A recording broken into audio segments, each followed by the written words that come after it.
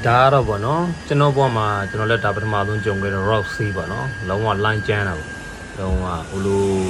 throw line ကျန်းတယ်ဗျမြင်တဲ့အတိုင်းပဲ line ကကြီးတွေကျွန်တော်တခါမှ movie မအံဘူးတဲ့လူတော့ကျွန်တော်အဲ့လောက်အံပြီးတော့လုံးဝထိုးလဲသွားတဲ့ရှင်ကြီးရောက်ကောင်းကိုမထောင်နိုင်တော့တော်တော်များများလဲအကုန်လုံးမူးကြတယ် line မူးပြီးတော့လုံးဝအလုပ်တော့မလုပ်နိုင်ကြဘူးဗောနော်ဒါ rock sea ဖြစ်တဲ့ချိန်ပေါ့ဒါလည်းကျွန်တော်လည်းဒါမလဲခင်မနှက်ခင်းပိုင်းလေးဗီဒီယိုရိုက်ထားတဲ့ဟာလေးကိုကျွန်တော်ပြန်ပေးရအောင်နော်လုံးဝ rock sea ဖြစ်တာကြလုံးဝ line ကြီးကြီးတွေကမကြည့်ဘူးအဲ့အောက်ကထားဆိုရင်အဲ့ဒါ dead 8နော်တင်မောရှစ်လွာပေါ့အောက်ကမြင်နေရတဲ့အမှန်